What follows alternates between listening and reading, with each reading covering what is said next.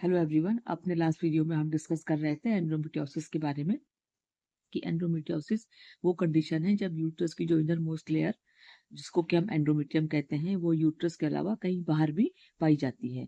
और जैसे जैसे जब पीरियड होता है उस टाइम पे अगर यूट्रस के अंदर की लेयर की ग्रोथ होती है तो जो ये बाहर के टिश्यूज है एंडोमेट्रियल टिश्यू इनकी भी ग्रोथ होती है, जिसकी वजह से पेशेंट को ब्लीडिंग और पेन बहुत ज़्यादा होता है पीरियड के टाइम पर।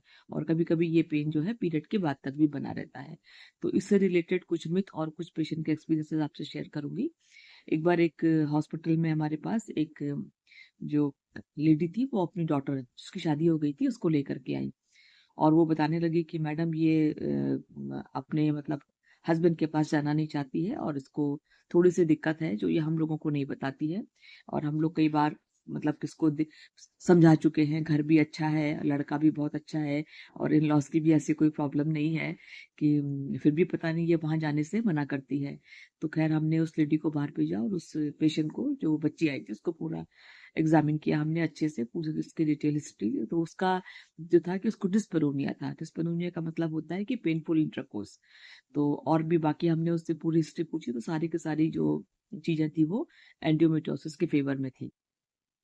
फिर हमने उसकी कुछ जांचें कराई और एमआरआई कराया तो उसमें एंडोमेट्रियोसिस कंफर्म हो गई। उसके बाद फिर हमने उसकी मदर को बुलाया और उसको बताया कि देखो ये इस तरह की बीमारी है जिसमें कि पेशेंट को साथ में रहने पे बहुत दर्द होता है। हो सकता है इस वजह से आपकी बेटी मना करती हो। फिर खैर हमने उसको बोला कि आप कुछ दिन इसको अपने यहाँ रोक लीजिए और कुछ इसका इलाज शुरू कर दीजिए और हस्बैंड से बता दीजिए कि भाई अभी मैडम ने कहा है 1-2 महीना इसका इलाज चलेगा। उसको हम लोगों ने पिल्स दी और पेन किलर्स दिए तो उससे उसको काफी रिलीफ मिला। और उसके बाद फिर वो अपने इन लॉज के पास गई, लौट के आई भी थी। तो हम लोगों ने उससे पूछा कि अब तुम्हें कोई दिक्कत तो नहीं है?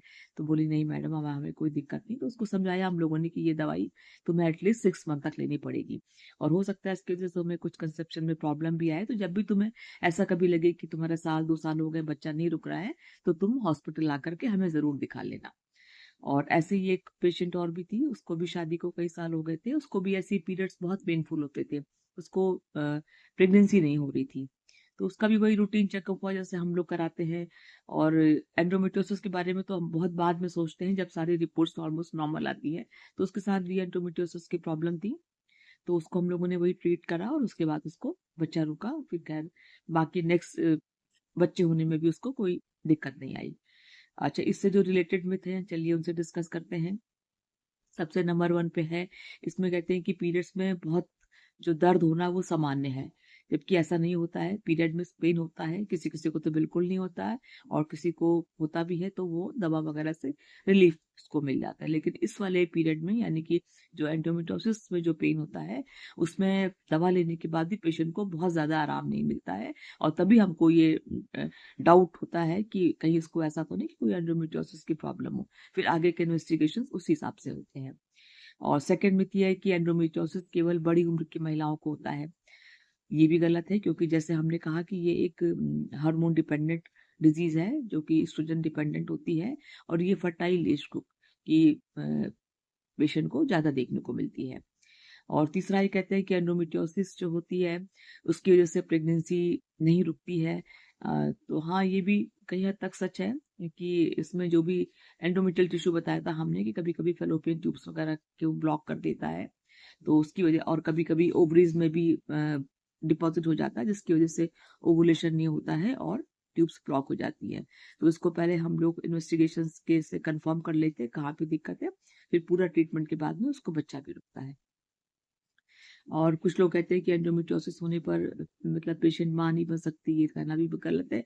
टाइम लगता है क्योंकि पहले तो एंडोमेट्रियोसिस का ट्रीटमेंट हम लोग करते हैं, उसके बाद फिर हम लोग बच्चे वाला इलाज करते हैं, तो उसमें थोड़ा सा टाइम ज्यादा लग जाता है। लेकिन ऐसा नहीं है कि इसको एंडोमेट्रियोसिस है वो पेशेंट प्रेग्नेंट नहीं हो सकती या वो मां नहीं बन सकती। और इसके बाद जो नेक्स्ट मिथ है वो ये कहते हैं कि अल्ट्रासाउंड में सारी चीजें क्लियर हो जाती हैं। ऐसा नहीं है। कई बार सिंपल अल्ट्रासाउंड में ये सब जो छोटे लीजन्स होते हैं एंडोमेट्रियोसिस के वो पता नहीं चलता है। और जो कई बार हम लोग जो टीबीएस होता है वो हम लोग मैरिड मैं तो ठीक है लेकिन अनमैरिड में हम लोग नहीं करते। तो ट्रांसवेजाइनल अल्ट्रासाउंड होता है, तो इसके लिए हमको एमआरआई वगैरह टेस्ट कराना पड़ता है। उसमें कंफर्म हो जाता है। और कभी कभी हम लोग लेप्रोस्कोपी, एक दूरबीन वाली जांच होती है, उससे ये रिपोर्ट कंफर्म हो जाती है कि इनको एंडोमेट्रियोसिस है, और कई बार डॉक्टर उसी समय इसका ट्रीटमेंट भी कर देते हैं। तो इसका जो ट्रीटमेंट का ये भी है कि लेप्रोस्कोपिक सर्जरी हम लोग बोलते हैं। तो अगर पेशेंट को दिक्कत जांच में यानी कि लेप्रोस्कोपी पे निकलती तो उस समय उसका इलाज भी हो जाता है। तो एक तरह से ये भी कराना ठीक रहता है। अगर आपको किसी तरह से आराम नहीं मिल रहा है तो आप अपने लेप्रोस्कोपी करा लीजिए, उसमें कंफर्म हो जाएगा, उसी समय उसका ट्रीटमेंट भी हो जाएगा। नेक्स्ट एक मिथ और है कि एंडोमेट्रियोसिस केवल पीरियड के समय दर्द होता है। इसमें पीरियड में तो दर्द होता ही होता है, इसके अलावा पेशेंट को यूरिनेशन में या डेफिकेशन यानी कि पॉटी के समय भी बहुत दर्द होता है। उसको लगातार नीचे का लोअर एब्डोमिनल पेन बना रहता है, बैकेट की दिक्कत होती है। इसके साथ साथ उसको बहुत पेनफुल इंटरकोर्स भी होता है। तो ये सब छोटी छोटी चीजें हैं जो कि ये एक डाउट क्लियर करती है कि ऐसा तो नहीं कि इसको एंडोमेट्रियोसिस वाली प्रॉब्लम है। तो और नेक्स्ट, बहुत लोग कहते हैं कि एंडोमेट्रियोसिस एक दुर्लभ यानी कि कभी न ठीक होने वाली बीमारी है। ऐसा नहीं है। ये बीमारी वैसे तो आजकल बहुत ज़्यादा कॉमन हो गई, क्योंकि जो पेशेंट है उनका डाइट और जो उनका जो लॉस ऑफ एक्सरसाइज जो नहीं करते बच्चे, उसकी वजह से ये दिक्कतें ज़्यादा होने लगी हैं। और इसका ऐसा नहीं कि इसका इलाज नहीं है। आप कई चीज़ों को डाइट कंट्रोल करके और कुछ इसका ट्रीटमेंट लेकर के इसको आप इसका इलाज भी हो सकता है, और नहीं तो लास्ट में लेप्रोस्कोपिक सर्जरी तो इसका ट्रीटमेंट है ही है। और ये भी कहा जाता है कि हिस्टेक्टमी यानी कि बच्चेदानी निकालना ही इसका इलाज है। तो इसका ट्रीटमेंट जैसे मैंने बताया था कि पेशेंट की एज और उसकी पैरिटी पे डिपेंड करता है कि अगर यंग एज की पेशेंट है, अभी उसको फैमिली कंप्लीट करनी है, तो उसका ट्रीटमेंट बिल्कुल अलग है। और अगर फैमिली कंप्लीट है, पेशेंट को बहुत प्रॉब्लम है, तो उसका ट्रीटमेंट बिल्कुल अलग है। तो उस केस में आप हिस्टेक्टमी कर सकते हैं। और ये भी कहा जाता है कि एंडोमेट्रियोसिस केवल शारीरिक समस्या है। तो इसमें ऐसा नहीं है कि लगातार पेशेंट को दर्द, थकान और इनफर्टिलिटी की प्रॉब्लम तो रहती है। इस सब की वजह से उसको उसके हेल्थ पे असर तो पड़ता ही पड़ता है, जिससे वो डिप्रेशन में जा सकती है और उसको बहुत ज़्यादा स्ट्रेस हो सकता है, उसका बीपी वगैरह बढ़ सकता है। तो छोटी छोटी चीज़ों का भी कभी कभी इलाज करने से पेशेंट को प्रॉपर गाइडेंस और की देने से भी मरीज को काफी हद तक इस समस्या से छुटकारा मिल जाता है। और सबसे बड़ा मिथ ये कहते हैं कि मेनोपॉज के बाद में एंडोमेट्रियोसिस खत्म हो जाता है। तो क्योंकि ये हार्मोन डिपेंडेंट है और मेनोपॉज के बाद तो हार्मोन खत्म हो जाते हैं। तो ऐसा बहुत ज्यादा सच तो नहीं है, क्योंकि जब एंडोमेट्रियोसिस में कुछ कुछ उसका एंडोमेट्रियम जो डिपॉजिट होती है बाहर, उसकी वजह से कभी कभी एडिशंस बन जाते हैं। एडिशन का मतलब जो उसमें आपस के ऑर्गन्स हैं वो एक दूसरे से चिपक जाते हैं। उसमें पेशेंट को कई बार लगातार पेन पीरियड होने के बाद भी या उसको मीनोपॉज होने के बाद भी उसकी दिक्कतें बनी रहती है। इसको हम लोग कभी कभी बहुत ज्यादा जब ये बढ़ जाता है उसको फ्रोजन पेल्विस कहते हैं। तो इसका फिर ट्रीटमेंट आप डॉक्टर के पास जाएंगे तो वही आपको सजेस्ट करेंगे कि इसीलिए बोलते हैं कि अगर आपको दिक्कतें बहुत ज्यादा हो रही है तो उस समय टाइम रहते आप उसको स्टेक्टमी करा लीजिए, नहीं तो ये दिक्कत आपकी पीरियड बंद होने के बाद भी बनी रहेगी। फिर उस समय हिस्टेक्टमी से भी ज्यादा आपको फायदा नहीं मिलेगा।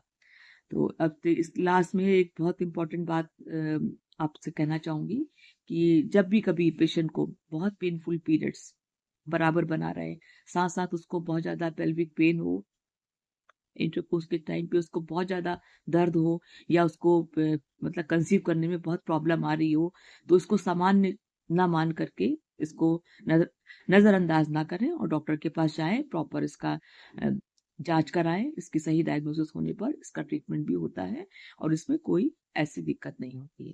तो चलिए, ये तो डिटेल जानकारी थी एंडोमेट्रियोसिस के बारे में। अब नेक्स्ट वीडियो किसी और टॉपिक पे बनाएंगे। तब तक थैंक यू सो मच।